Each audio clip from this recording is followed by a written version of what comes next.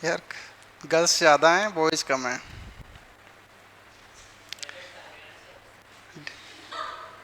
ये तो और भी कॉम्प्लीमेंट्स हैं गर्ल्स के लिए।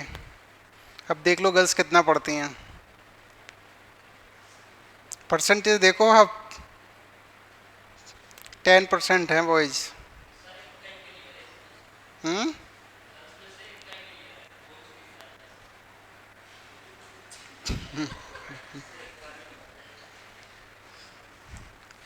अच्छा, रिजल्ट आ गया इसलिए कुछ लोग मिस हो रहे हैं। ऊपर पे किधर किधर हैं? इसमें कितने ऑनलाइन? ऑनलाइन कितने? 77। गुड।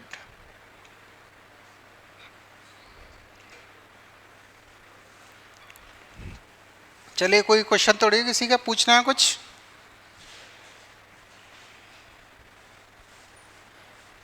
No query. गुड। आज इधर से इधर। ठीक है, गुड।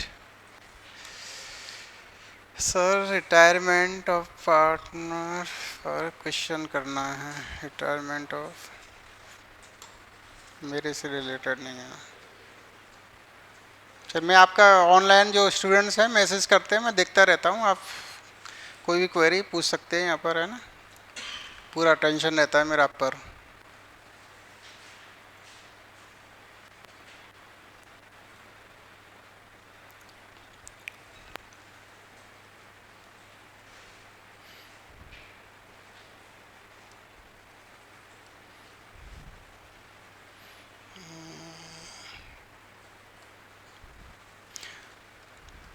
तो मैंने आपको दो चीज़ें पहले बताई थी। एक अपन ऑर्डर राइटिंग करने वाले हैं, कर रहे हैं, और एक जजमेंट राइटिंग, है ना। दो चीज़ें थी ना।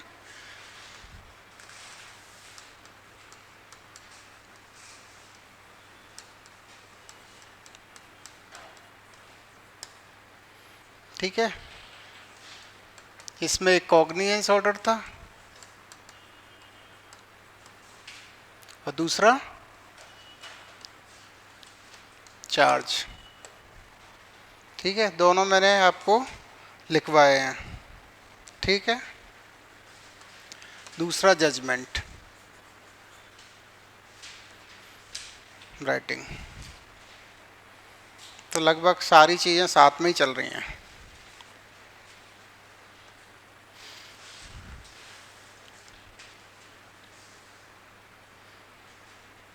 तो चार्ज ऑर्डर तो मैंने आपको बता दिया, लिखवाया था ना चार्ज ऑर्डर। कॉग्निजेंस और चार्ज ऑर्डर लिखवाया ना आपको, है पूछे? नहीं लिखवाया क्या? अरे एक बार एक एग्जाम्पल से समझाया ना कि आपको ये इस पर आदेश लिखना है।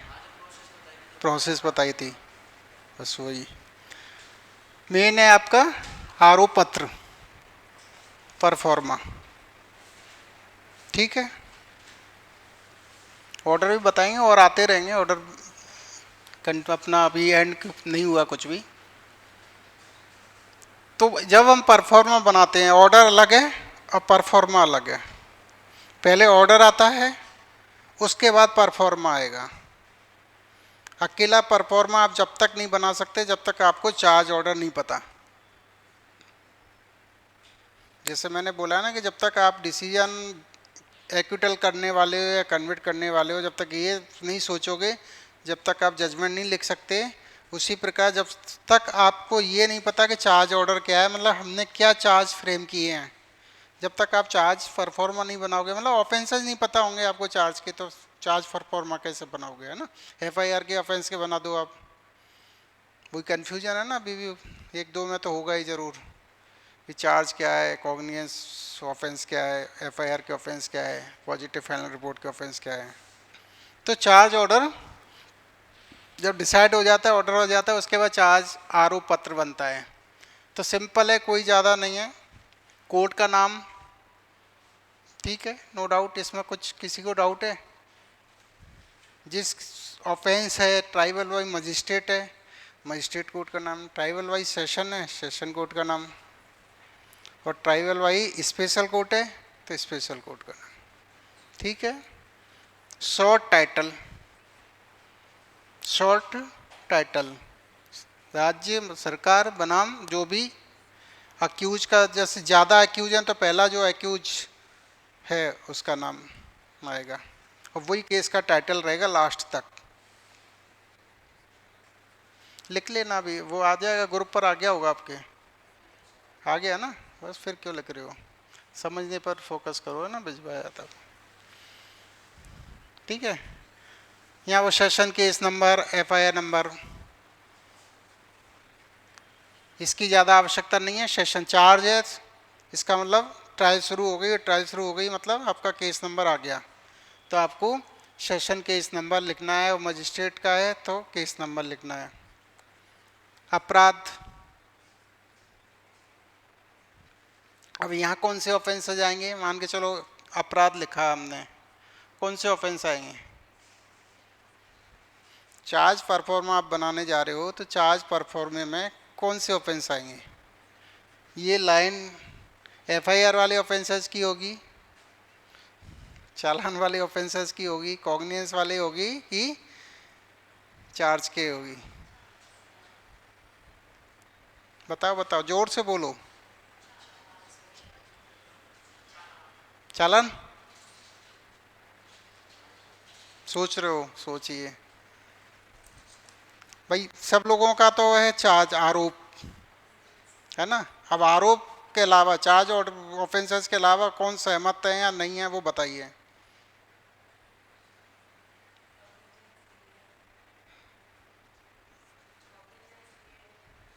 वो वाले ऑफेंसेस कितने सहमत हैं आपसे, कोई सहमत नहीं है, एक सहमत है, वो पीछे वाले हैं आप। मैंने कहा ना आरोप पत्र, पहले मैंने अभी लाइन बोला ना कि पहले हमें डिसाइड करेंगे आरोप क्या है, तो वो किससे डिसाइड करेंगे, आरोप के आदेश से। आरोप के आदेश से आपका डिसाइड हो गया कि 302 का चार्ज लगना है इनके ऊपर, एफआईआर 306 में हुई थी, तो यहाँ आरोप 302 का हम विरचित करने जा रहे हैं, फ्रेम करने जा रहे हैं, तो 302 लिखेंगे ना, 306 क्यों लिखेंगे। एक एग्जांपल मैंने आपको दिया कि एफआईआर 306 में रजिस्टर्ड हुई, इन्वेस्टिगेशन हुआ, इन्वेस्टिगेशन में आया कि नहीं ये सुसाइड नहीं है, ये मर्डर है, और चार्जशीट 302 में आ गई, कॉग्निजेंस 302 में हो गया, ठीक है। या चलो 306 तक कॉग्निजेंस तक रहा, चार्ज के समय बहस हुई, उसमें आया कि नहीं ये मर्डर है, ऑफेंस 302 का फ्रेम कर दिया। अब आप अगर आपकी थ्योरी से चलें, दोनों की थ्योरी से, तो यहाँ तो लिखोगे आप 306 और चार्ज फ्रेम करोगे किसका, 302 का, चार्ज परफॉर्म है ना, तो इसमें तो अंदर तो लिखोगे ना 302, उसमें भी नहीं लिखोगे तो फिर गलत हो गया ना। तो यहाँ वही ऑफेंस लिखना है जो हम, भाई देखो मैं कह रहा हूँ कॉग्निजेंस ऑर्डर लिखिए और नीचे बताइए कॉग्निजेंस किस धारा में लिया, आप एफआईआर की बात कर रहे हो। जब हम आरोप की बात कर रहे हैं तो इसमें नो डाउट आरोप वाले अपराध आएंगे।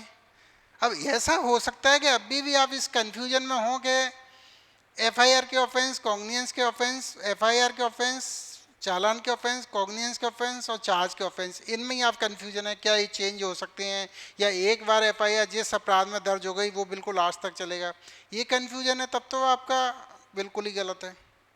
और ये कंफ्यूजन नहीं है तो आपको बिल्कुल क्लियर हो जाना है कि जहाँ एफआईआर लिखी जा रही है वहाँ एफआईआर के ऑफेंस लिखी है, जहाँ पॉजिटिव फाइनल रिपोर्ट लिखी जा रही है वहाँ पॉजिटिव फाइनल रिपोर्ट के ऑफेंस लिखी है, जहाँ कॉग्निजेंस लिखे जा रहे हैं वहाँ कॉग्निजेंस के, जहाँ चार्ज के चार्ज।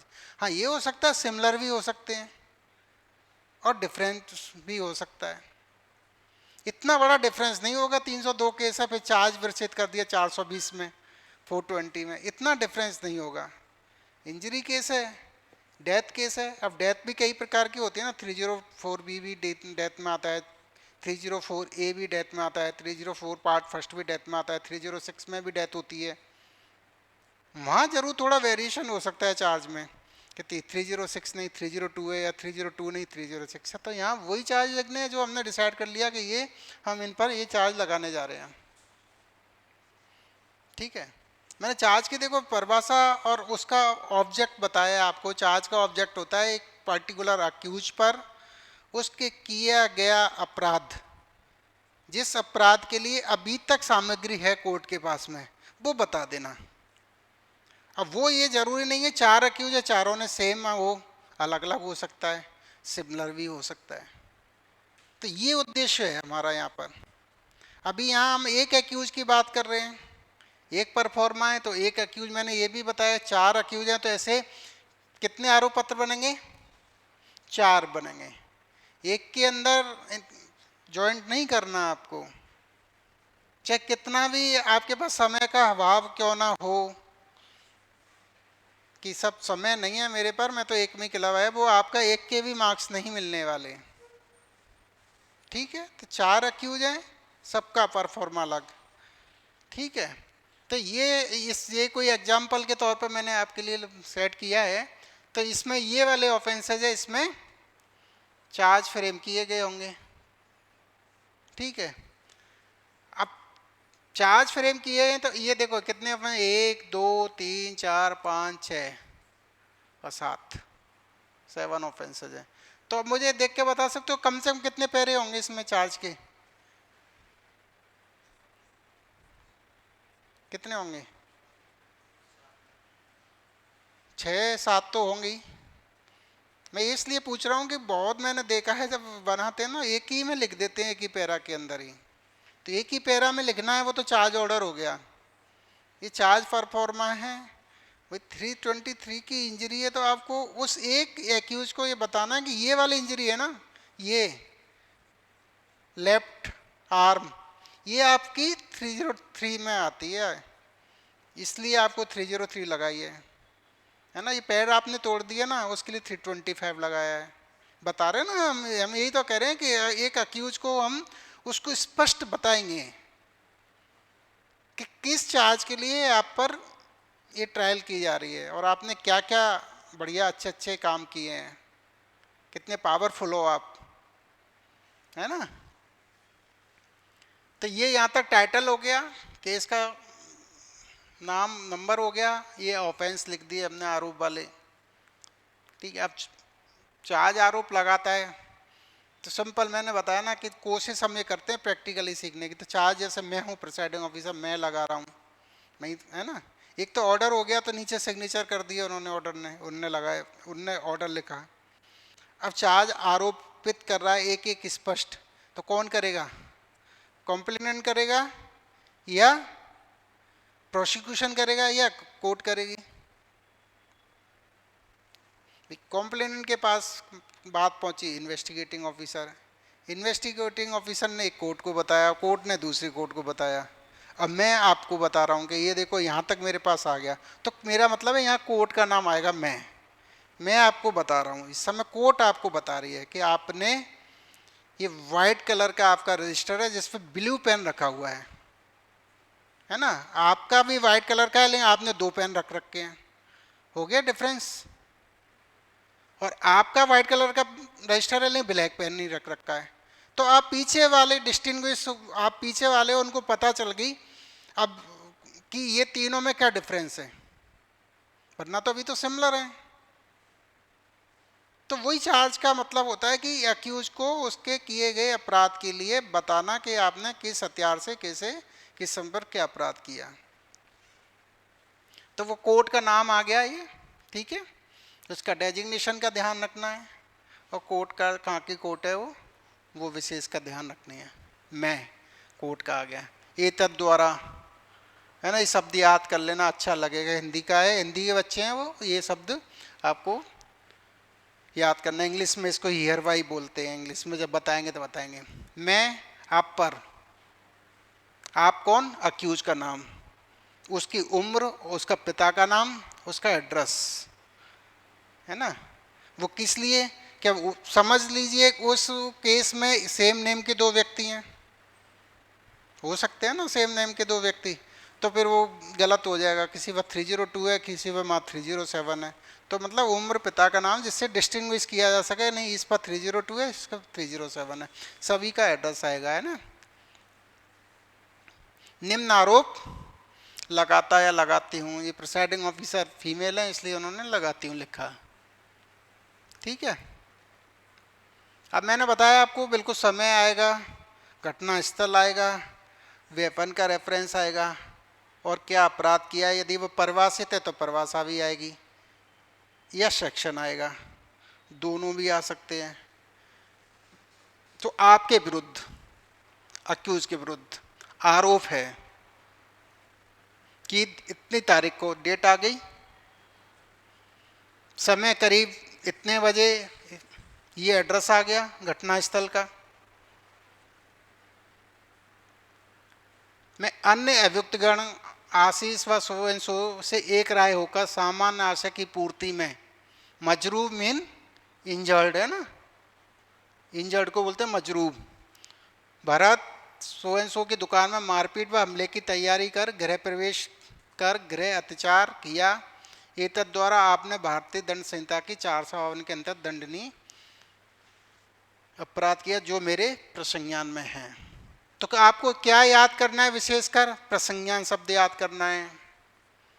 और यहाँ की स्टोरी तो, ये वाली चीज़ तो आपको वहाँ मिल ही जाएगी क्वेश्चन में कि इस जगह घटना हुई, इतनी तारीख को हुई। रही बात इस लाइन की, और क्या इस लाइन की, तो ये किसकी भाषा है,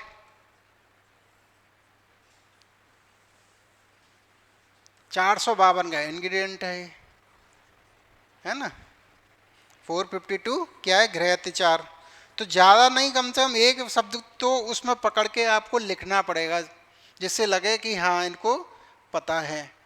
तो तैयारी का गृह प्रवेश का, गृह अत्याचार किया, इसलिए 452 के अंतर्गत आप ने जो अपराध किया वो मेरे प्रसंज्ञान में है। आरोप लगा रहे हैं, मैं आरोप लगा रहा हूँ कि ये धाराएं है ना, इसमें जो आपने किया वो मेरे प्रसंज्ञान में है। प्रसंज्ञान में कौन लेके आया, इस अधिकारी के प्रसंज्ञान में कौन लेके आया। प्रसंज्ञान का अर्थ जानकारी में लाना है ना, तो कौन लेके आया,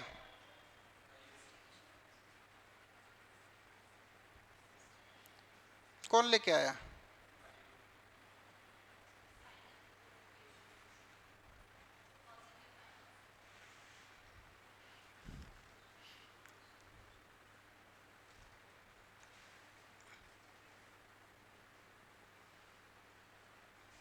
यहाँ हुई है पॉजिटिव फाइनल रिपोर्ट पेश।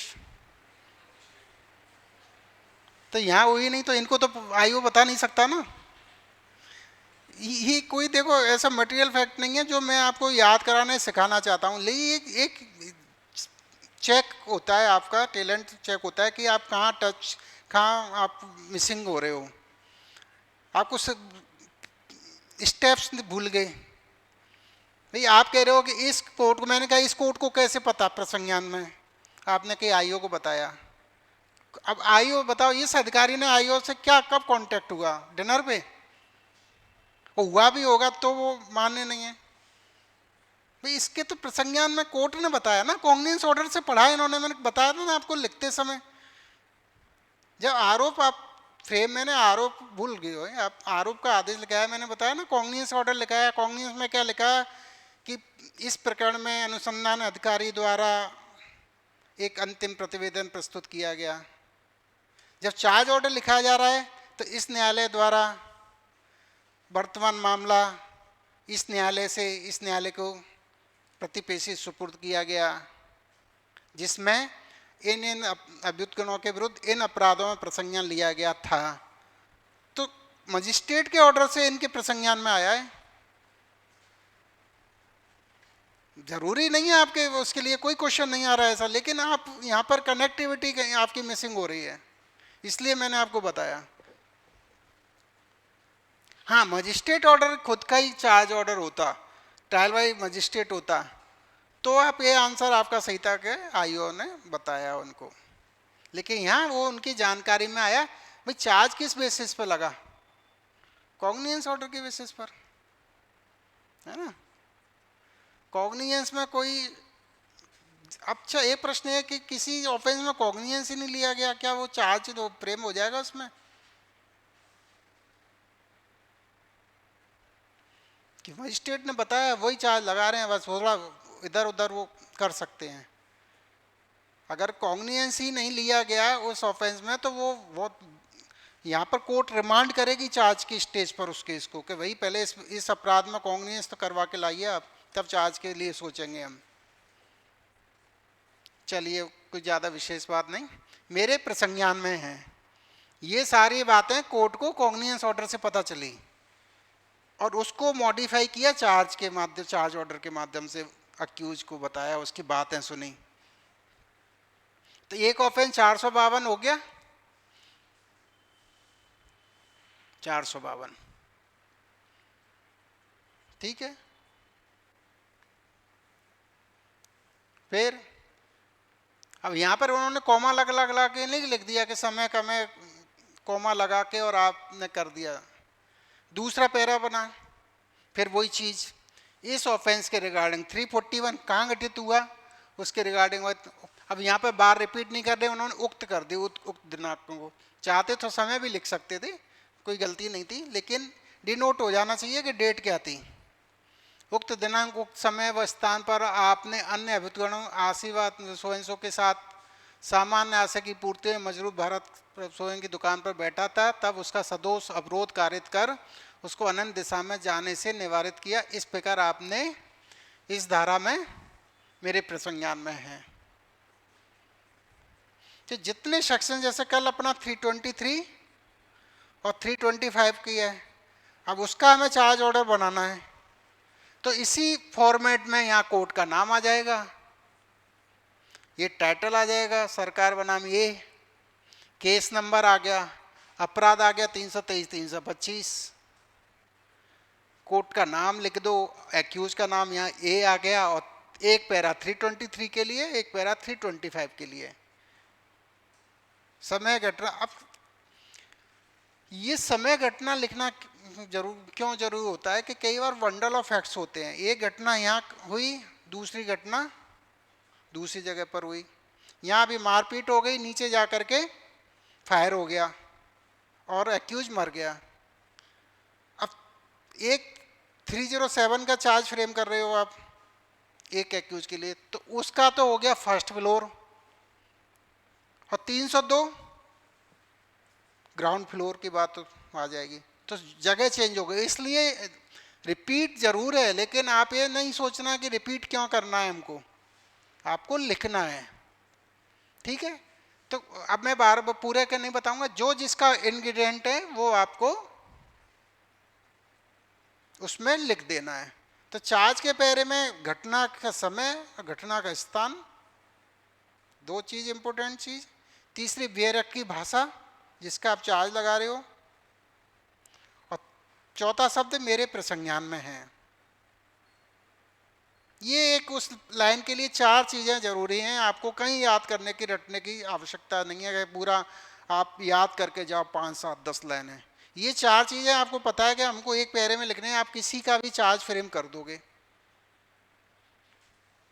कोर्ट का नाम लिखना भूलने का प्रश्न ही नहीं है, आपको भी पता है कोर्ट का नाम लिखना है, टाइटल लिखना है, केस नंबर लिखना है और आरोप के ऑफेंसेस लिखने हैं। जितने आरोप लिखे उतने हेड का वो चार्ज हो जाएगा, 2 हैं तो 2 हेड का चार्ज हो गया, सिंगल है तो सिंगल हेड का चार्ज हो गया, ठीक है। चार चीज, समय, स्थान, इंग्रेडिएंट ऑफ ऑफेंस और मेरे प्रसंज्ञान में, ठीक है।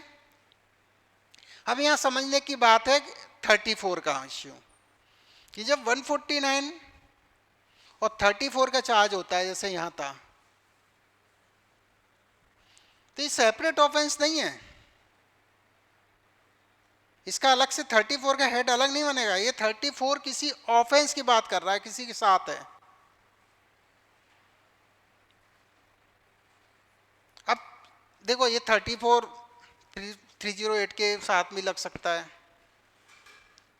ये 34 325 के साथ भी लग सकता है, ये 34 323 के साथ भी लग सकता है। कि 323 की इंजरी कितने लोगों ने की? 5 से कम लोगों ने, 34 है ना, 5 से कम लोगों ने की। अब आप कहोगे सर चार्ज ऑर्डर की क्या जरूरत है, चार्ज परफॉर्मेंस सफिशिएंट है। अब ये आप कैसे बताओगे कि 34 308 के साथ है? यहाँ तो कोमा लगा के लिख दी, तो वो चार्ज ऑर्डर से बताएंगे कि हमने 308 के साथ 308 की इंजरी है ना, वो 2 लोगों ने मारी है। यही मतलब निकला ना।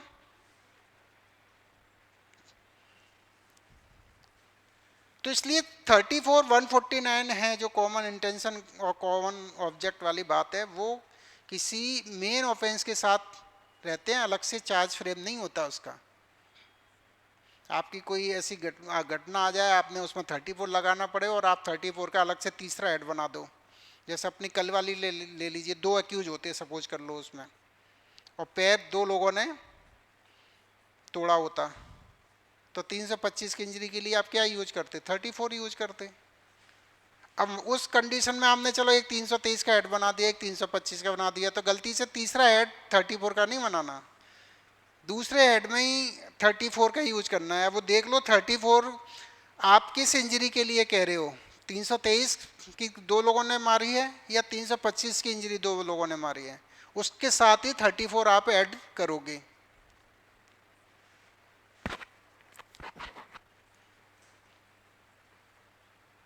तो इसमें 323 की इंजरी के लिए 34 है, मतलब सब लोगों ने मारपीट की। अब 323 क्या है? मारपीट, सिंपल एब्रेजन्स, सिंपल इंजरीज, तो कई लोगों ने मारपीट की, तो इससे आ रहा है कि कॉमन ऑब्जेक्ट था उनका, है ना। तो वो दिनांक को सामान्य से पूर्ति है स्वेच्छापूर्व मारपीट का, तो वो प्रतिकारित की, इस प्रकार आपने, ये मेरे प्रसंज्ञान में है। अब यहाँ शब्द आ गया समानाशय, 34 का इंग्रेडिएंट डाल दिया उन्होंने। तो ये एक मेरे को जरूरी होती है चार्ज परफॉर्मे की, ये आगे के ऑफेंस के लिए है ना। ये नीचे प्रिसाइडिंग ऑफिसर के सिग्नेचर। अब मैंने बोला ना, जब आपका चार्ज लगाएंगे तो अक्यूज उसको एक्सेप्ट करेगा या डिनाई करेगा, तो वो आप नीचे चाहो तो लिख सकते हो अभियुक्त का प्रतिकरण कथन, है ना। आपको आपके आरोप आपको पढ़कर सुनाए व समझाए गए, क्या आप समझ गए हैं कि आपके विरुद्ध क्या आरोप है? उसको कह रहे हैं हमने रीड ओवर कर दिया, आपको समझा दिया, समझ में आ गया? वो कह रहा नहीं, ये उन्होंने ये कह दिया हाँ चार्ज तो मेरे समझ में आ गए, जी हाँ यस मेरी चार्ज समझ में आ गए, मेरे पर क्या आरोप है। क्या आपने अपराध स्वीकार करते हो या अन्वेक्षा चाहते हैं? उसने कहा नहीं जी, अपराध स्वीकार नहीं करता, मैं अन्वेक्षा चाहता हूँ। फिर प्रिसाइडिंग ऑफिसर के सिग्नेचर। ठीक है निखिल, आ जाओ।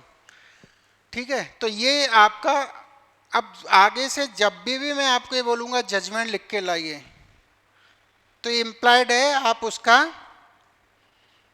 7-8 लाइन का चार्ज का ऑर्डर और ये परफॉर्मा भी चेक करवाओगे साथ में, जिस अपराध में आप जजमेंट मेरे को चेक करवा रहे हो। कैसे चली गई ऑनलाइन वाले? हाँ आ गया। ठीक है, किसी ने लिखा जजमेंट लिखा?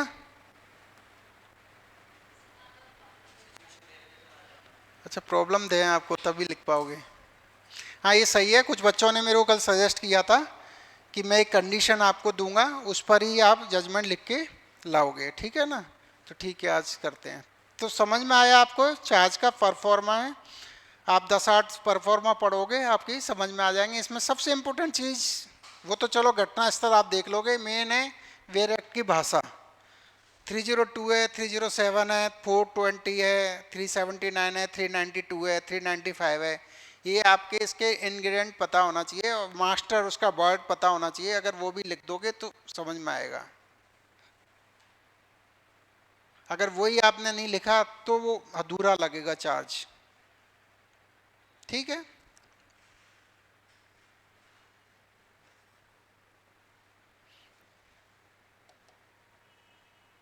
ये तो वही है क्या?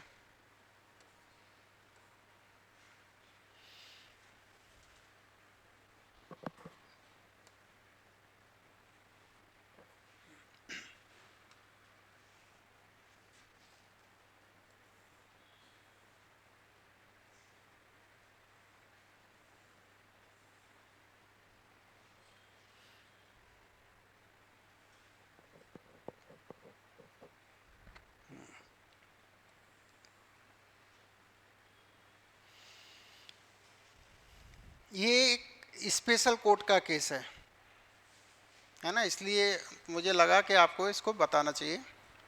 ये आई थिंक कॉग्निजेंस ऑर्डर है। तो कॉग्निजेंस ऑर्डर मैंने बताया, चार्ज ऑर्डर 2 आपको परफेक्ट कर लेना है, जिससे आपकी ऑर्डर लिखने की स्किल आपको कुछ ना कुछ डेवलप हो, क्योंकि चार्ज ऑर्डर आपको लिखने के लिए आता है, और चार्ज ऑर्डर आएगा तो कॉग्निजेंस ऑर्डर भी सिमिलर ही होता है। कॉग्निजेंस ऑर्डर लिख लोगे तो आपको चार्ज ऑर्डर आ जाएगा, ठीक है।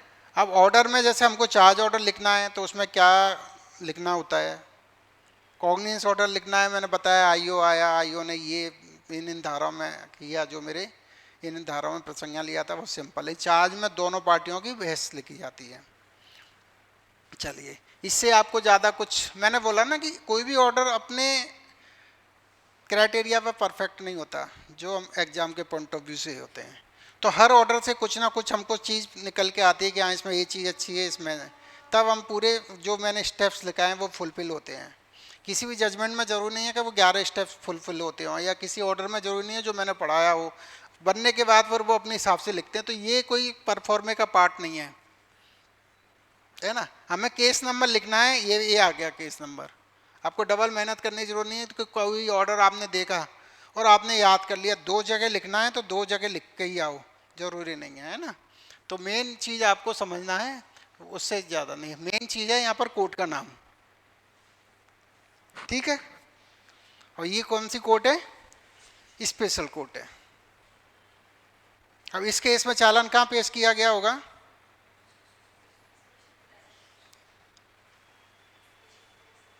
इसी कोर्ट में किया गया होगा चालान, है ना।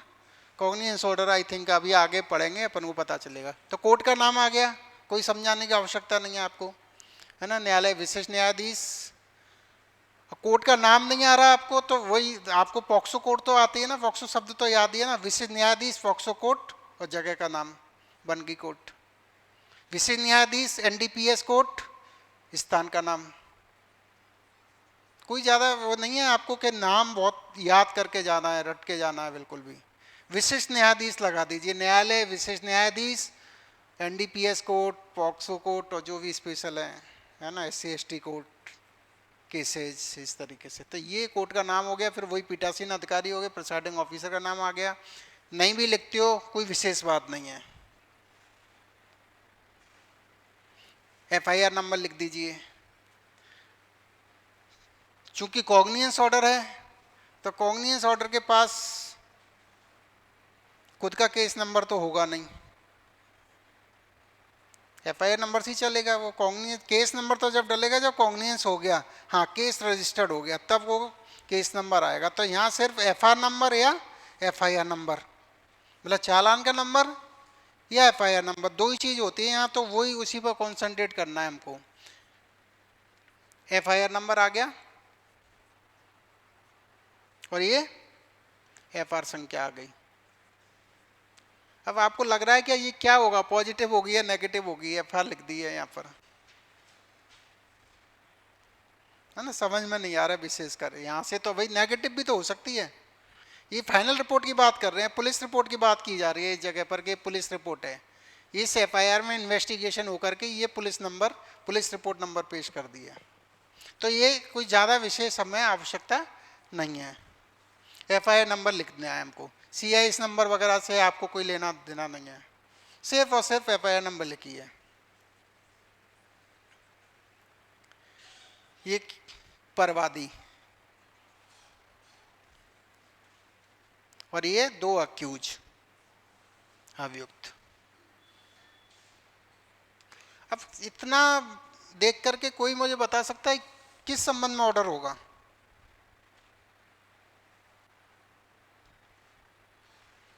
किस संबंध में होगा ये ऑर्डर। कॉग्निजेंस ऑर्डर है तो क्या है, पॉजिटिव फाइनल रिपोर्ट पेश हुई है, उस पर कॉग्निजेंस लिया गया है, या कॉग्निजेंस डिनायल कर दिया।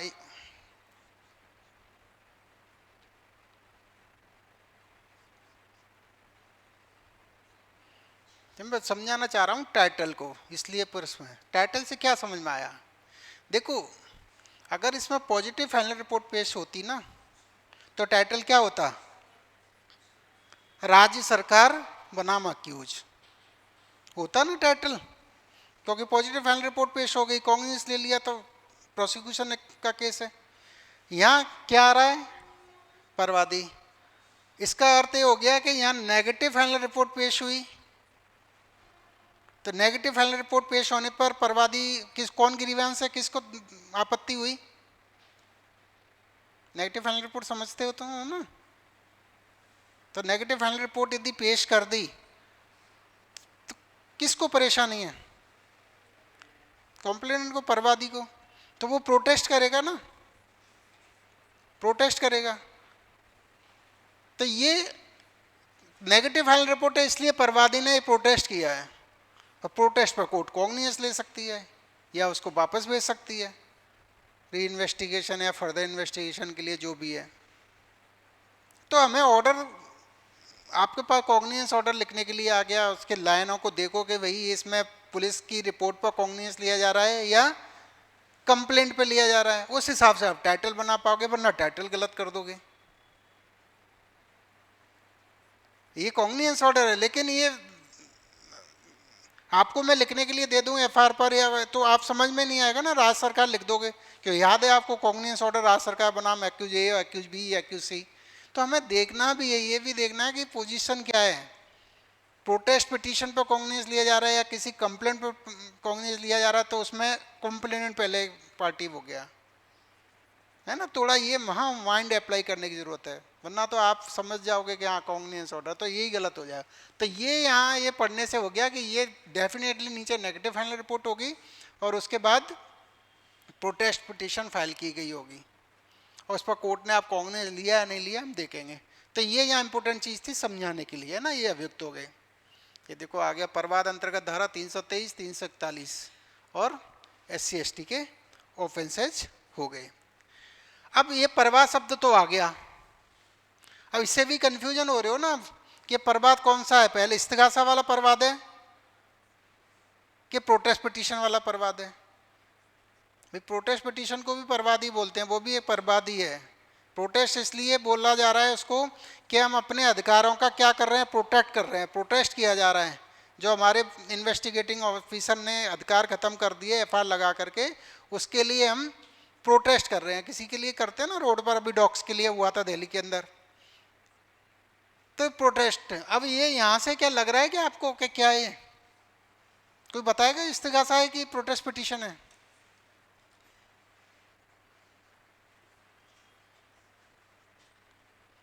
इनका आंसर है प्रोटेस्ट है। और कोई? प्रोटेस्ट है नहीं, कॉग्निजेंस ऑर्डर तो है, लेकिन ये परवाद का यहाँ अर्थ क्या है? यहाँ परवाद का अर्थ क्यों है? परवाद तो दोनों ही है ना, इस्तिगासे को भी परवाद बोलते हैं, प्रोटेस्ट भी परवाद ही होता है। तो ये इस्तिगासा वाला परवाद है कि प्रोटेस्ट पिटीशन वाला परवाद है?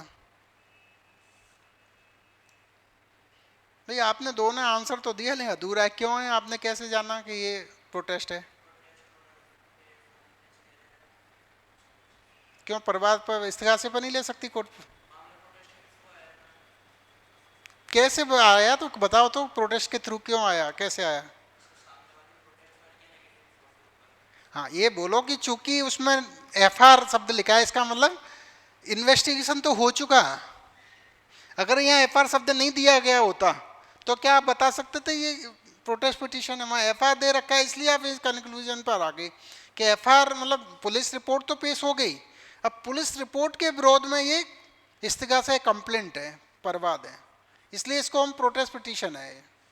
वरना इस शब्द से तो परवाद, परवाद तो इस्तिगासे को बोलते हैं।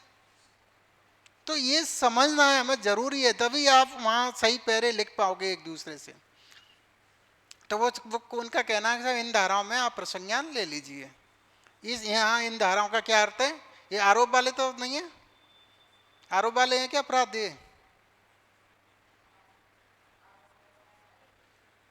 नहीं, ये जो धाराएं लिख रही हैं ये किस लिए लिखी हैं? आरोप लेने के लिए, आप आरोप विरचित करने के लिए हैं क्या?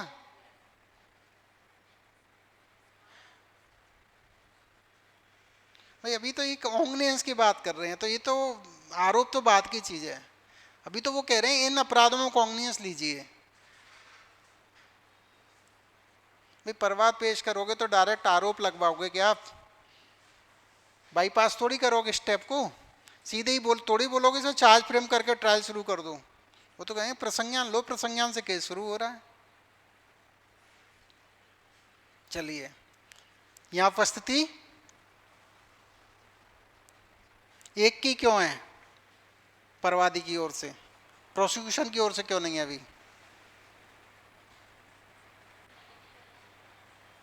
तो भी गलती है ये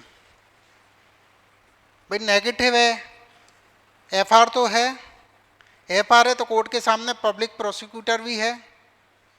एफआर स्वीकार करना नहीं स्वीकार करना तो उसकी प्रेजेंस में तो करेगी कोर्ट। तो इसलिए ही मैं कहता हूं आपको कि ये जो ऑर्डर होंगे ये आपको कंप्लीट नॉलेज नहीं दे सकते, कहीं ना कहीं कमी रहती है ऑर्डर्स में। भाई आप चलो ये प्रोटेस्ट की बात छोड़ दो, इन्वेस्टिगेटिंग ऑफिसर ने इन्वेस्टिगेशन कंप्लीट किया और रिपोर्ट पेश कर दी, किसके माध्यम से करेगी? डायरेक्ट आईओ दे देगा कोर्ट में, पब्लिक प्रोसिक्यूटर देगा ना, तो कोर्ट उसी को सुनेगी इस पर कि साहब इस पर प्रसंज्ञान ले लो, तो उसकी प्रेजेंस लिखाएगी क्या? नहीं। तो वही कंडीशन यहाँ है ना। तो ये यहाँ पर ये तो सही है, लेकिन अभियोजन अधिकारी भी होगा यहाँ पर, और यदि अभियोजन अधिकारी नहीं है तो इसका अर्थ यह है कि एफआर स्वीकार हो चुकी। अगर आपने यहाँ अभियोजन अधिकारी अभी नीचे देखेंगे लेकिन अभियोजन अधिकारी का नाम नहीं लिखा है, इसका मतलब ये है कि एफआर स्वीकार हो गई, स्वीकार होने के बाद परवाद पेश किया है अलग से, फिर वो प्रोटेस्ट पिटीशन नहीं कहलाएगी, फिर वो सेपरेट कंप्लेंट ही मानी जाएगी। तो ये देखो अभी 3-4 शब्दों से ही अभी केस में कितना वेरिएशन आ गया।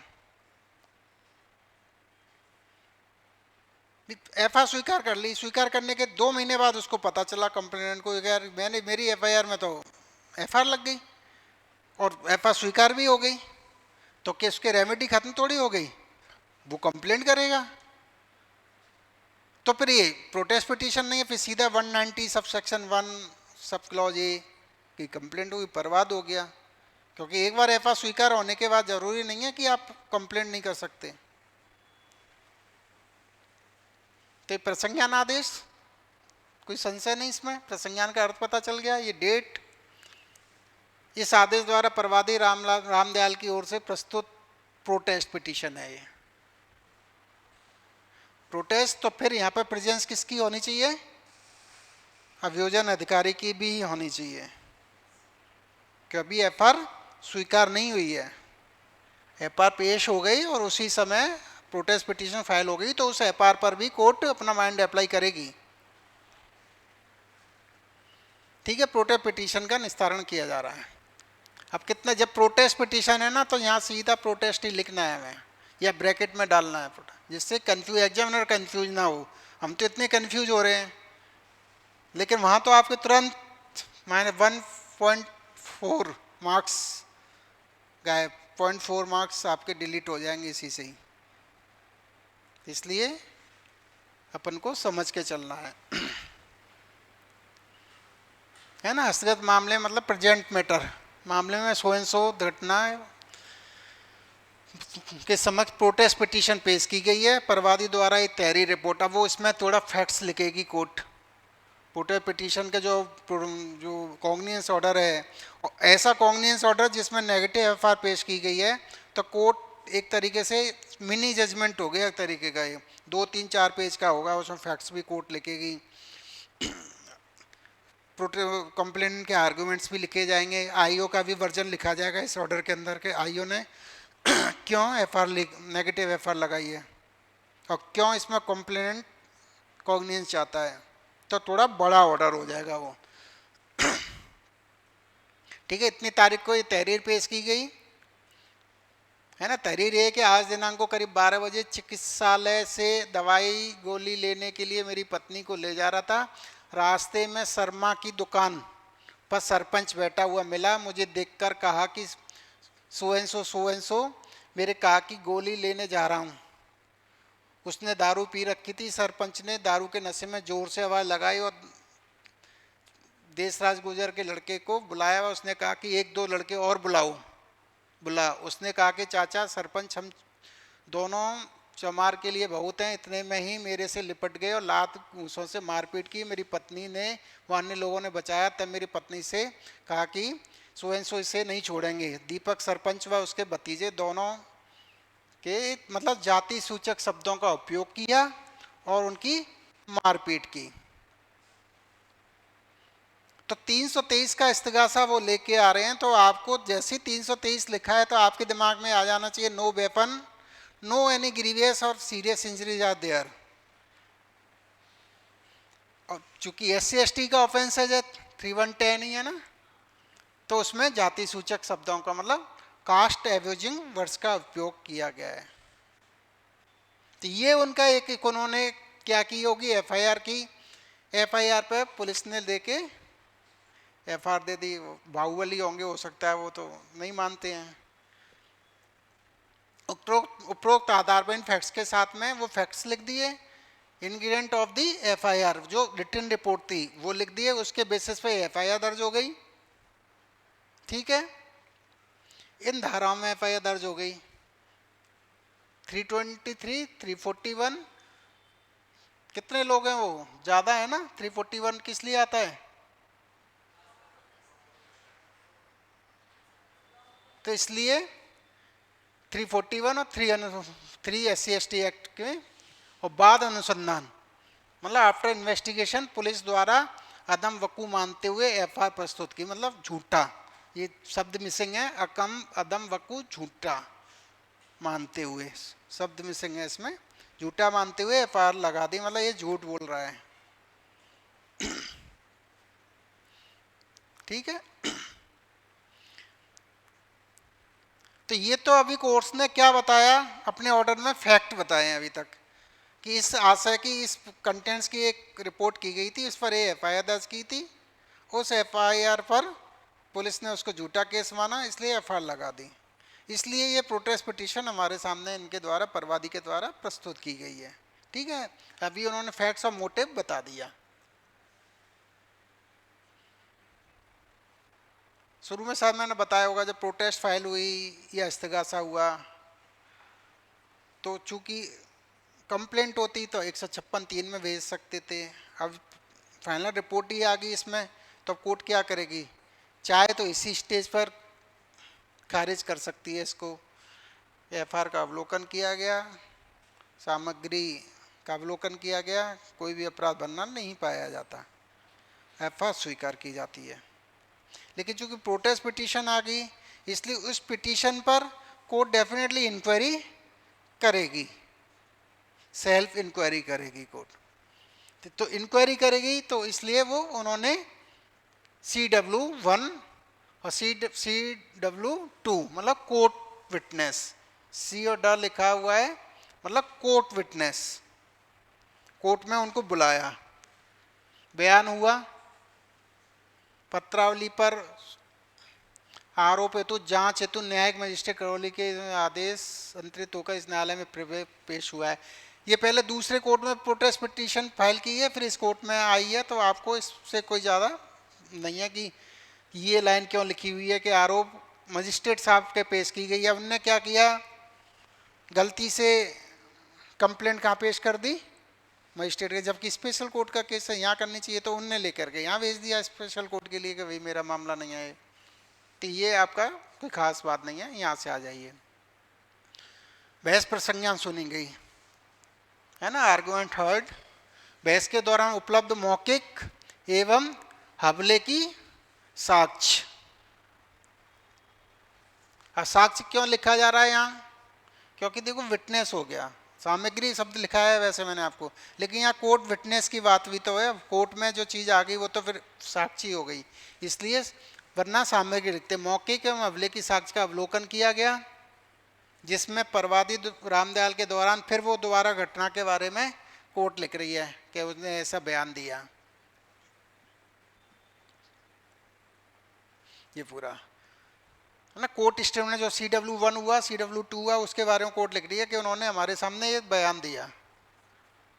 ठीक है, अब पुलिस के दौरान अब कोर्ट डील कर रही है कि भाई ठीक है, ये बयान तो पहले भी थे, कंप्लेंट भी इस बात की थी, तो इन्वेस्टिगेटिंग ऑफिसर ने क्या किया, अब वहाँ कोर्ट देखेगी पुलिस ने दौरान अनुसंधान घटना के प्रत्यक्षदर्शी साक्षी मतलब आई विटनेस जो आंखों से देखा हुआ है के रूप में सुमित्रा व जल सिंह का बयान लेखबद्ध किए बिना घटनास्थल पर अनुपस्थित व्यक्तियों के बयान रिकॉर्ड कर व उन्हें आधार बनाकर एफआईआर दी है।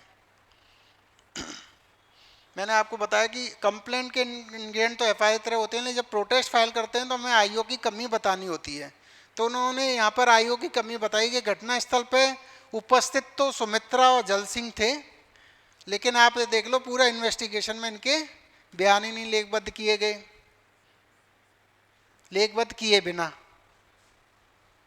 एफआईआर के कंटेंट्स अब उसने रामदयाल ने एफआईआर कराई होगी या 161 के बयान दिए होंगे तो उसमें इन दोनों का नाम लिखा होगा, तो पुलिस की ड्यूटी है ना इन दोनों के बयान करने की। तो यहीं पर कमी नजर आ गई सीधी इन्वेस्टिगेटिंग ऑफिसर की। विधि का यह सुस्थापित सिद्धांत है। मैंने बोला ना कि कोर्ट कोई भी चीज लिखती है तो खुद अपने नहीं लेना चाहती। मैं भी आपको पढ़ा रहा हूं तो कल को आप कह सकते हैं सर ने गलत पढ़ा दिया, तो मैं भी अपने सिर पर नहीं लेता। कहीं ना कहीं मैं जजमेंट पढ़ाना शुरू किया, मैंने आपको बताया क्रोनोलॉजिकली पढ़ाना है, ये स्टेप्स होने चाहिए, होना चाहिए। उसके लिए वो जजमेंट एक मैंने आपको साइड किया कि भाई देखो सुप्रीम कोर्ट कह रही है इसलिए मैं आपको ये बता रहा हूँ, है ना। तो कोर्ट अपने सिर पर कुछ नहीं लेती, जो सिद्धांत है उसके आधार पर वो कह रही है भाई विधि का ये सिद्धांत है। तो उन्होंने यहाँ ही कॉग्निजेंस ऑर्डर में उन्होंने लिख दिया कि विधि का ये सुस्थापित सिद्धांत है, यदि किसी मामले में अभियोजन की सकारात्मक रूप से आई साक्ष्य को आधार बनाते हुए प्रसंज्ञान लेता है तो उस समय बचाव स्वरूप लेखबद्ध साक्ष्य पर विचार नहीं करेंगे। मतलब डिफेंस नहीं देखा जा सकता है इस जगह पर, है ना। यही अर्थ हो रहा है यहाँ पर। अभियोजन सकारात्मक रूप से आई साक्ष्य मतलब अभियोजन द्वारा, मतलब इन्वेस्टिगेटिंग एजेंसी हो गई यहाँ पर, वहां पर कुछ तो मटेरियल है कॉग्निजेंस के लिए एक तो है। अब वहां डिफेंस नहीं देख सकती पुलिस, डिफेंस में उन्होंने कुछ कराया होगा इसलिए उन्होंने एफआईआर झूठा मान लिया उस केस को। यहाँ यह कहना उचित होगा कि पुलिस द्वारा परवादी पक्ष की सारभूत साक्ष्य, मेडिकल रिपोर्ट, तहरीर रिपोर्ट, मजरू व उसके घटनास्थल पर उपस्थित उसकी पत्नी व जल सिंह जाटव के बयान को नजरअंदाज करते हुए एफआईआर प्रस्तुत की है। कल मैंने आपको उसमें आर्गुमेंट में ये बात लिखाई थी कि इंजरी रिपोर्ट तो है, जब इंजरी रिपोर्ट है तो घटना हुई। अब घटना हुई तो या तो आप स्ट्रांगली इन्वेस्टिगेटिंग ये साबित करें अपनी इन्वेस्टिगेशन से कि ये घटना इन लोगों ने कारित नहीं की है, दूसरे लोगों ने की है। इंजरी रिपोर्ट तो है ही है ना, इंजरी तो उसके आई है, भले ही सिंपल है, 323 की इंजरी है। तो कोर्ट का यही वही कहना है कि भाई इंजरी रिपोर्ट रिकॉर्ड पर है, उसको तो वो इन्वेस्टिगेटिंग ऑफिसर हटा नहीं पाया, लेकिन उसने वो 2 आई विटनेस के वो बयान नोट नहीं किए। तो कोर्ट ने अब यहाँ कह रहे हैं भाई इंजरी रिपोर्ट है तो हम इसको इग्नोर नहीं कर सकते। उसकी पत्नी व जल सिंह नजरअंदाज करते हुए एफआईआर प्रस्तुत की है, जो कि इस मामले के तथ्य एवं परिस्थितियों को देखते हुए एफआईआर स्वीकार किए जाने योग्य नहीं है। अब फिर अपने सपोर्ट में जजमेंट दे रही है कोर्ट के भाई कोई आरोप नहीं लगा दे, जनरल कास्ट का आदमी एससी एसटी कोर्ट पर आरोप नहीं लगा देगा साहब, आपने तो जबरदस्ती सब इनको फेवर कर लिया। तो वो कह रहे हैं मैं नहीं कह रहा इस बात को, ये सुप्रीम कोर्ट कह रहा है। देखिए ये केस का नाम नोट कर लेना आप, है ना, पहले नोट करो इस केस का नाम, आपको काम आएगा। दिख रहा है ना सबको, नोट कीजिए ऑनलाइन स्टूडेंट्स। ये जो केस का टाइटल है ना, मोतीलाल सोनगरा वर्सेस प्रेम प्रकाश, और ये इसकी साइटेशन।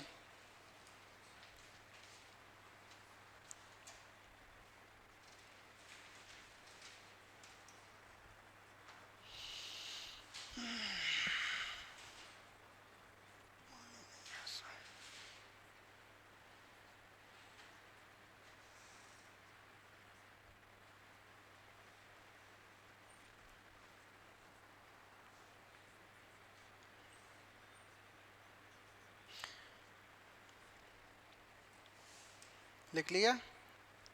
देखो ये ऑनलाइन स्टूडेंट्स कौन है, शायद ममता है ना, इनका क्वेश्चन है कि एफआईआर नंबर की जगह दांडिक प्रकरण संख्या लिख सकते हैं क्या, जैसे ऊपर लिखा ना एफआईआर संख्या, तो दांडिक प्रकरण संख्या तो केस नंबर हो गया, तो दोनों में तो पहले तो डिफरेंस समझो कि दांडिक प्रकरण आ गया ना, प्रकरण को इंग्लिश में क्या बोलते हैं, केस, और हम बात कर रहे हैं एफआईआर नंबर की। तो कॉग्नियंस के समय पर अभी एफआईआर नंबर नहीं है, वो दांडिक प्रकरण संख्या नहीं है, और है भी है तो दोनों हो, दोनों लिख दीजिए, लेकिन एफआईआर नंबर तो होगी होगी, एफआईआर दर्ज हुई है, एफआईआर हुई है, तो एफआईआर नंबर तो होगी ही होगी, इसलिए आप इस जगह पर एफआईआर नंबर का उपयोग करें। दोनों में डिफरेंस समझें, और दोनों यदि उपलब्ध हैं तो दोनों लिखें, और नहीं है तो एफआईआर नंबर लिखें। ठीक है, ठीक है। तो कोर्ट कह रही है कि इस केस में ऑनरेबल सुप्रीम कोर्ट ने क्या सिद्धांत प्रतिपादित किया है कि अनुसंधान अधिकारी के द्वारा अंतिम रिपोर्ट एफआईआर बाबत जिन तथ्यों के आधार पर निष्कर्ष निकालते हुए एफआईआर दी है उसे ज्यों की त्यों मानने के लिए न्यायालय बाध्य नहीं है। Magistrate is not bound with the police report. लिख लीजिए, इसमें हिंदी वाले हिंदी में लिख लो, हिंदी वाले तो इसमें से देख के लिख ही लीजिए।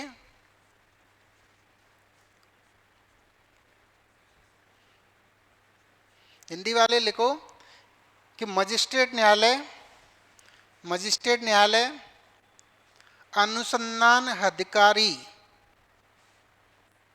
अनुसंधान अधिकारी द्वारा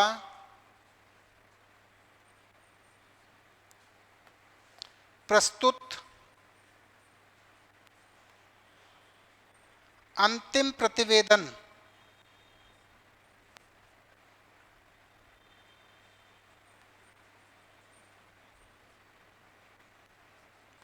क्या लिखा,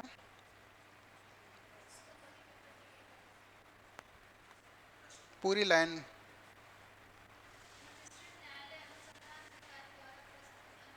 प्रतिवेदन को मानने के लिए बाध्यकारी नहीं है, बाध्यता नहीं है,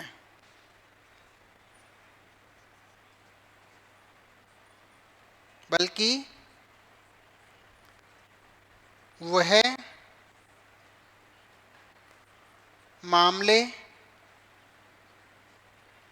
पर अपना विवेक का उपयोग कर सकते हैं। अपने विवेक का उपयोग कर सकते हैं।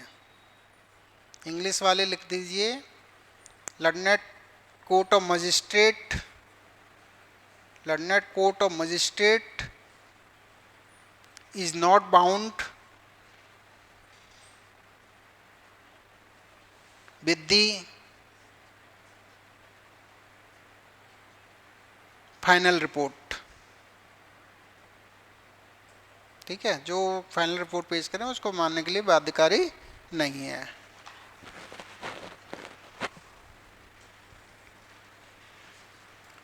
और देखो कितना अच्छा ऑर्डर है इसमें, पहले कोर्ट ने सुप्रीम कोर्ट का सिद्धांत लिखाया, फिर अपनी पावर जो दे रखे हैं वो भी लिखाई जा रही हैं कि भाई वो सुप्रीम कोर्ट भी कहते हैं, सीआरपीसी भी कहती है कि मेरे को क्या पावर है, क्योंकि ये कुछ केस ऐसे सोफिस्टिकेटेड होते हैं, आप रह ही रहे हो कि हाल चाहे कोई भी हो तुरंत आरोप लगता है, तो इसलिए कोर्ट आप हो तो आप भी उस ऑर्डर को जस्टिफाइड करना है। आपको कुछ जजमेंट आप लिख रहे हो, मैंने बताया ना, आप फाइंडिंग दे रहे हो, ऑब्जर्वेशन दे रहे हो, एप्रिसिएशन कर रहे हो, तो उसका जस्टिफाइड रीजन होना चाहिए। ऐसे नहीं कि मैं बार बार कहता हूँ नीचे आपने एविडेंस लिख दिया, ऊपर से पता ही नहीं है क्या है, ऊपर से जस्टिफाइड होना चाहिए। तो कोर्ट अपने उस कॉग्निजेंस ऑर्डर को जस्टिफाइड करने जा रही है कि भाई देखो, पहले तो उन्होंने एक फैक्ट से जस्टिफाइड कर दिया कि भाई ये 2 लोगों के बयान दर्ज किए क्या आपने, नहीं किए ना, इंजरी रिपोर्ट है कि नहीं, चोट तो है, मारपीट तो हुई है, तो इनके बयान क्यों नहीं नोट किया आपने। तो यहाँ तो फैक्चुअल इनकरेक्ट हो गए, वो आईओ जो भी उनकी रिपोर्ट है। अब ठीक है, फैक्चुअल इनकरेक्ट तो हो गए, अब यहाँ कोर्ट की पावर क्या है, अब कोर्ट ये कह रही है, तो कोर्ट कह रही है कि भैया पहली बात तो ये कि I am not bound with your positive final report और negative final report, I am not bound with your conclusion.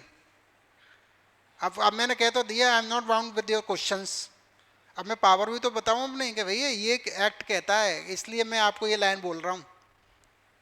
तो कोर्ट ने वो अपनी पावर भी लिख दी, power of magistrate, magistrate is not bound to accept the final report filed by the investigating agency, magistrate can apply the mind independently to the material content in the police report and take cognizance exercising the power 190 subsection 1 of B. मतलब दो तरह का cognizance होता है, एक police report पर, एक परवाद पर। तो बी नंबर है परवाद वाला, सीआर पे held order of taking cognizance not erroneous. तो वो कह रहे हैं भाई 190 सब सेक्शन 1 और सब क्लॉज बी मेरे को परमिट करती है। तो जब भी आप कोई ऑर्डर लिखो तो उस ऑर्डर का कंक्लूजन को आप जस्टिफाइड करो, है ना कहीं तरीके से, एक सीक्वेंस वाइज होना चाहिए। उन्होंने लो एक और लिख दिया, देख लीजिए, ये भी नोट कीजिए, जजमेंट, ये आपके काम आएगा बहुत।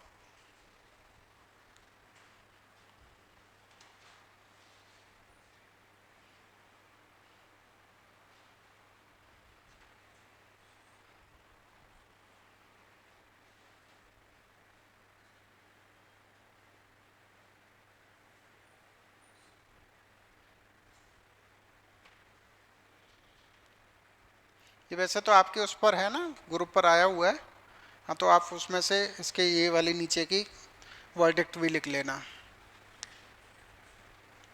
सर ये इस्तगासा प्रोटेस्ट पिटीशन वाला कॉन्सेप्ट समझ सा दीजिए।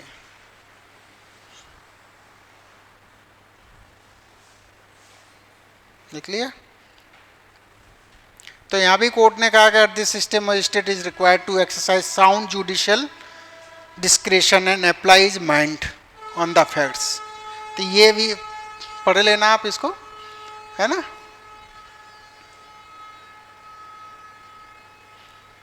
In doing so, the magistrate is not bound by the opinion of the investigating officer and he is the competent to exercise discretion in respect of the victors expressed by the police its report and may prima facie find out whether an offence has been made out or not। क्या शब्द आया? Cognizance का सबसे important word मैंने लिखवाया होगा कि prima facie लिखना है यदि आपने कॉग्निजेंस ऑर्डर लिख रहे हो तो। अतः पुलिस अनुसंधान में एकत्रित बचाव साक्ष्य प्रसंज्ञान के दौरान अकाट्य साक्ष्य के रूप में विचार किए जाने योग्य नहीं है। तो उन्होंने उसके वर्जन को डिक्लाइन कर दिया, है ना, कि अनुसंधान में जो बचाव साक्ष्य, कोर्ट को ऐसा लगा कि आईओ ने जो अपनी डायरी में या चालान में जो मटेरियल रखा ना वो डिफेंसिव ज़्यादा था, उनको बचा ज़्यादा रहे थे। तो कोर्ट ने यहाँ थोड़ा कटाक्ष किया कि भाई आपने जो बचाव साक्ष्य एकत्रित किया ना वो विचार किए जाने योग्य नहीं है, क्यों अभी यहाँ डिफेंस नहीं देखना। आप आईओ की ड्यूटी ये नहीं है ऑफेंस किया है नहीं किया, सबसे पहले आईओ की ड्यूटी है कि उस अपराध के संबंध में आपको सामग्री एकत्रित करनी है, कि कोर्ट अपनी चेयर छोड़ करके सामग्री एकत्रित नहीं कर सकता। इसलिए एजेंसी का निर्माण किया गया हमारे संविधान के तहत। वो सिर्फ एक एजेंसी है जिसको उस अपराध के संबंध में घटक इंग्रेडिएंट मटेरियल इकट्ठा करना है। चूँकि मटेरियल इकट्ठा करना है तो आप अब कर तो लिया आपने, यहाँ से टेलीविज़न, यहाँ से ये इकट्ठा, अब मोटिव भी तो बताओगे क्योंकि तो फिर वो आप ऑफेंस लिख के दे दीजिए एक सुपरफिशियल कि सब ये है क्यों, इससे ये अपराध है, ये हमने मटेरियल इकट्ठा किया और इससे हमें ये प्रकट होता है अपराध बनना। बाकी काम कोर्ट का है, डिफेंस नहीं करना आपको कि एक पक्ष के लिए तो ज़्यादा मटेरियल आपने इकट्ठा कर लिया, एक के लिए आपने बयान नहीं, आई विटनेस के बयान नहीं लिए। उसके लिए उसने कहा था मैं तो यहाँ उपस्थित नहीं था, उसकी तो एविडेंस वो आगरा से भी जाके ले आया कि यहाँ से वो मूवी देख रहा था। और बेचारे जो दो आई विटनेस है जो कह रहे मेरे सामने मारा, उसके आपने मैंने तो सही केस होता हुआ, हो सकता है घटना नहीं हुई हो, लेकिन यहाँ कोर्ट की नज़र में ये आ गया कि IO is wrong to doing for doing the investigation, he adopted the wrong procedure subject to the taking cognizance और सब्जेक्ट टू दी ट्रायल। ठीक है, निर्दोष है, बरी हो जाएगा। लेकिन आज ही केस को बंद कर देंगे तो वो तो ऑफेंस नहीं हुआ, दूसरों के मन में ज़्यादा डाउट जाएंगे कि देख लो गरीबों की कोई नहीं सुनता, जो अपने भ्रांतियाँ हैं पहले समय की कि भाई कोई शेड्यूल कास्ट से हैं तो उसको परेशान करते हैं, तो उसको पूरा न्याय मिलना चाहिए। कोर्ट का ये मोटिव है इस केस के अंदर। अतः उपरोक्त समग्र विवेचन को मद्देनजर रखते हुए पुलिस थाना स्वयं सो एफआईआर अस्वीकार की जाती है। और जहां एफआईआर पे केस आया तो पहले तो आप उसको डिक्लाइन करोगे ना, सीधे कॉग्निजेंस थोड़ी ले दोगे। एफआईआर स्वीकार की जाती है, प्रोटेस्ट पिटीशन स्वीकार की जाती है, स्वीकार की जाती है, प्रवादी स्वयं द्वारा प्रोटेस्ट पिटीशन स्वीकार की जाती है। अब आ जाती है कॉग्निजेंस की बात। तो इन अभियुक्त के गण विरोध, ये अभियुक्त के नाम आ गए और ये इन धाराओं में प्रसंज्ञान आ गया कि शायद प्रसंज्ञान लिया जाता है। अब प्रसंज्ञान हो गया, मैंने बोला ना केस नंबर कब आता है, जब केस दर्ज रजिस्टर किया जाएगा। प्रसंज्ञान हो गया तो उन्होंने लिख दिया प्रकरण दर्ज रजिस्टर हो। अब है कोर्ट में अथोराइज तौर पे, अब जैसे दर्ज रजिस्टर हो गया इसमें स्टाफ तुरंत नंबर डाल देगा उसका, केस नंबर। अब दर्ज रजिस्टर हो गया तो एविडेंस की जरूरत होगी, एविडेंस के लिए वो लिस्ट पेश करेंगे, है ना। विशिष्ट लोक अभियोजक आगे ना का आदेश दिया जाता है। अब यहाँ पर तो लिख दिया उन्होंने विशिष्ट लोक अभियोजक को आदेश दिया जाता है, तो ऊपर प्रेजेंस गलत है ना ऑर्डर उस पॉइंट ऑफ व्यू पे। अब आपने याद करके चले गए, इसके परफॉर्मे के अकॉर्डिंग आप बनाना चले गए तो आपके मार्क्स तो गए। इसलिए वो रीज़न है कि मैंने जो एक मास्टर परफॉर्मा आपके लिए तैयार किया वो सबका निचोड़ है कि किसी ऑर्डर हम ये पढ़ेंगे तो कहीं कोई कमी, कहीं कोई कमी, मैं भी लिखाऊंगा तो हो सकता है कोई कमी, लेकिन वो स्टेप्स आपको फॉलो रखने हैं। तो यहाँ देखो यह प्रेजेंस बता रहे हैं तो ऊपर भी लिख देते हैं उनका नाम। विशिष्ट लोक अभियोजक का आदेश दिया जाता है कि वह प्रकरण की पैरवी अन्य आपराधिक प्रकरणों की तरह करेंगे। उनको भी थोड़ी हिदायत दी है कि भाई आप हल्के में मत लेना, है ना, गवाह सूची पेश करें। चूंकि प्रोटेस्ट पिटीशन पे इंस्टीट्यूट हो रहा है केस, एफआईआर को अस्वीकार कर दिया, अस्वीकार कर दिया, अगर स्वीकार करते तो लिस्ट थी उसमें विटनेसेस की, वो तो प्रवादी मान नहीं रहा ना, इनकम्प्लीट है, तो कहा कि गवाह की लिस्ट पेश करें। ठीक है, अब कॉग्निजेंस ले लिया, अब उनका एक्यूज का क्या करेंगे, वो तो अभी कोर्ट के सामने नहीं है। सारी चीज़ को माइंड अप्लाई करना होता है। देखो आपको यहाँ पहले हमने एफआईआर को डिक्लाइन करवाया, फिर प्रोटेस्ट को स्वीकार करवाया, फिर उनके खिलाफ कॉग्निजेंस लिया, फिर पब्लिक प्रोसिक्यूटर को डायरेक्शन दिया, दर्ज रजिस्टर किया, डायरेक्शन दिया। अब एक्यूज का क्या करें, वो तो हम यहाँ हैं नहीं, तो उनको कॉल करेंगे, और कॉल करेंगे तो वारंट से करेंगे, सम्मन से करेंगे, अरेस्ट वारंट से करेंगे। सम्मन, वारंट और अरेस्ट वारंट, 3 प्रोसेस है कॉल करने की। लॉ ये कहता है अगर ज़्यादा ग्रेविटी वाला ऑफेंस नहीं है तो आप पहले सम्मन से ही तलब करोगे, पहले अरेस्ट वारंट नहीं करोगे। तो इसमें सम्मन से किया होगा, इसमें गिरफ्तारी वारंट से तलब किया है। इसमें 100% इस ऑर्डर की, तो देखो कोई ऑर्डर होता है तो उसके हाई कोर्ट और आगे की कोर्टों में अपील रिवीजन जाती है ना। तो इसमें भी गई होगी। तो सबसे पहला उनका ये तो जरूर होगा, सब गिरफ्तारी वारंट से बुला लिया, भाई सम्मन जारी कर दीजिए। ये तो कॉलिंग प्रोसेस है। कॉलिंग के लिए देखो कोर्ट बुला रही, दोनों में अर्थ समझो। ऐसा नहीं है कि गिरफ्तार नहीं करना चाहते कोर्ट, इस केस में गिरफ्तार करना चाहते हैं, लेकिन अभी बुलाएंगे तभी तो गिरफ्तार करोगे। तो बुलाने का प्रोसेस है, बुलाना सिर्फ पहले सम्मन से होना चाहिए। जब वो आ जाए, आएगा तो वो क्या करेगा, कोर्ट में तो बैठेगा नहीं, तो वो बेल मांगेगा। आने का मतलब you are in now judicial custody, investigation के लिए तो भेज नहीं सकते। जुडिशियल कस्टडी से रिलीज कैसे होते हैं, बेल के माध्यम से। तो वो बेल मूव करेंगे, फिर बेल खारिज करो ना आराम से। SC/ST का ऑफेंस है कि नहीं, हम उसके मेरिट को देखकर करेंगे। लेकिन कॉलिंग का प्रोसेस सबसे फर्स्ट इंस्टांस पर वारंट का होना चाहिए। तो अगर ये ऑर्डर कहीं चैलेंज हुआ होगा और कोर्ट ने सुना होगा तो कम से कम इसको तो कोर्ट ने बेलेबल वारंट में कन्वर्ट कर दिया होगा कि भाई आप फर्स्ट इंस्टांस पर ही अरेस्ट वारंट से ना बुलाएं। तो ये आपका कॉग्निजेंस ऑर्डर बताया। इससे पहले मैंने चार्ज का परफॉर्म बताया, चार्ज ऑर्डर भी। अब यहाँ पर मान के चलिए ये कॉग्निजेंस ऑर्डर हो गया। अब अगला स्टेप क्या है,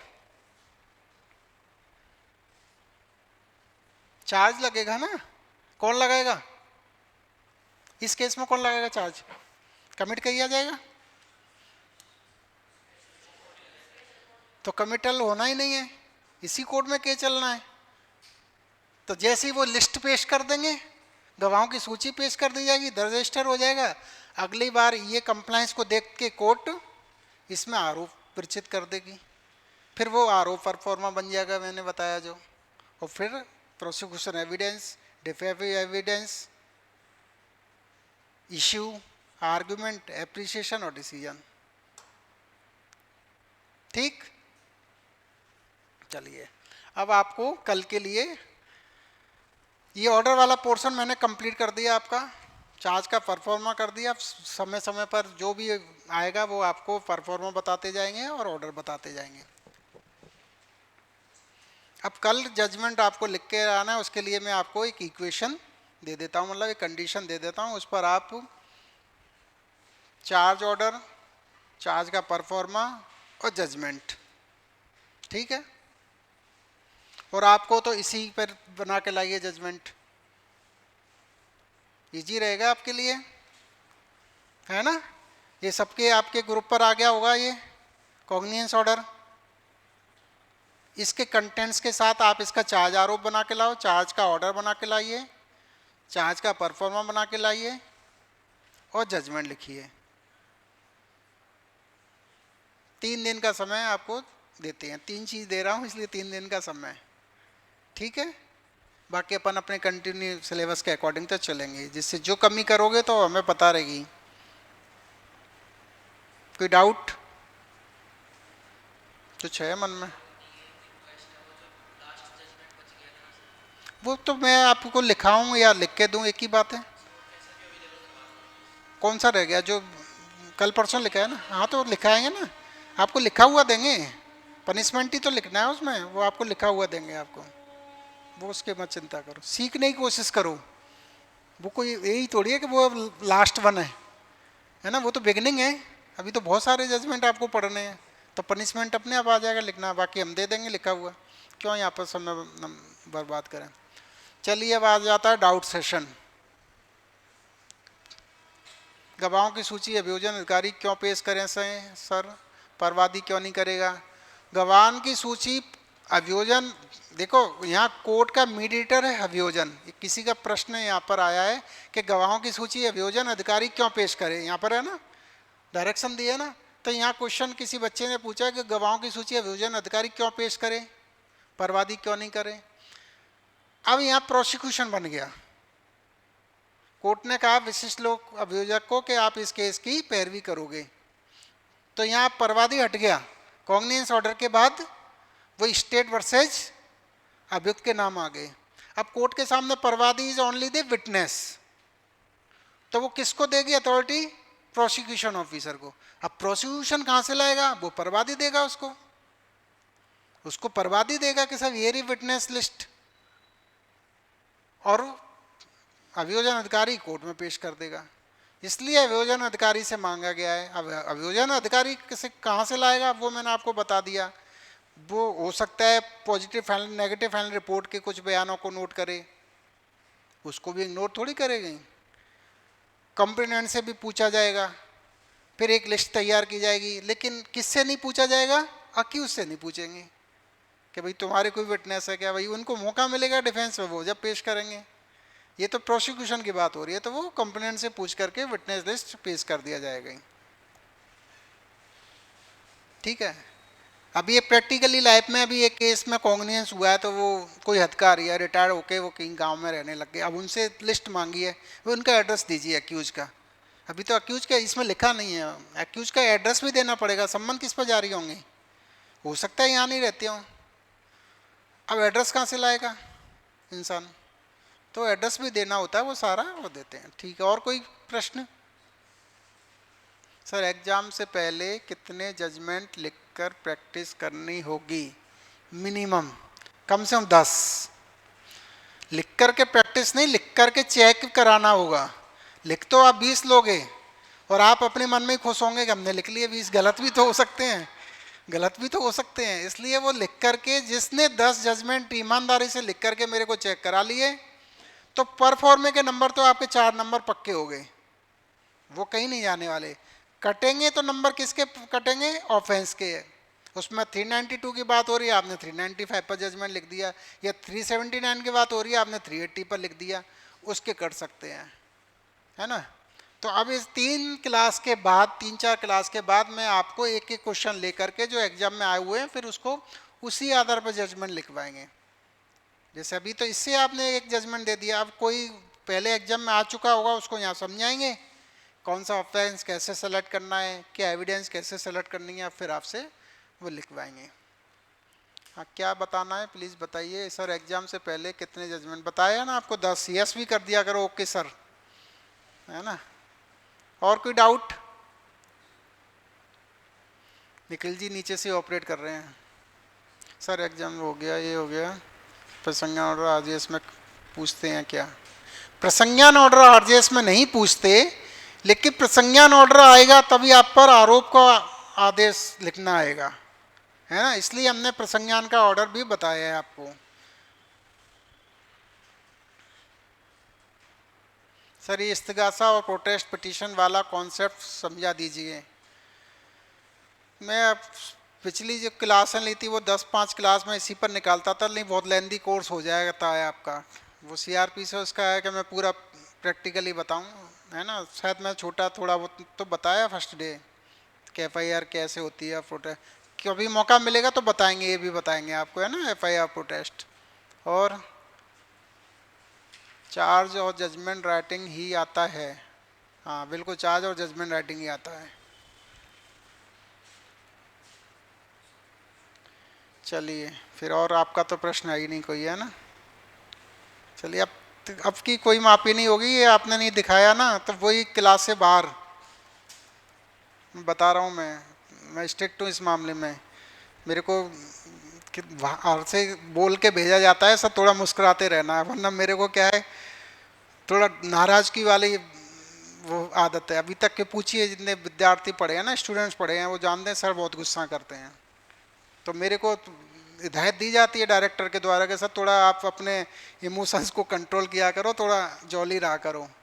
लेकिन अब नहीं रहा जाएगा, नहीं चेक कराओगे तो। बता रहा हूँ यहाँ पढ़ा करके आप पढ़ जाओगे, आपका मनी वेस्टेज है और कुछ नहीं है। जब तक आप कुछ लोगे नहीं, लिखोगे क्या लिखोगे। यहाँ तो सब आपको अच्छा अच्छा लग रहा है, कमी कहाँ करोगे आप, लिखोगे। वहीं पर गोले लगेगा तो आपको याद रहेगा कि यार ये रेड हो गया मेरा। चलिए थैंक यू।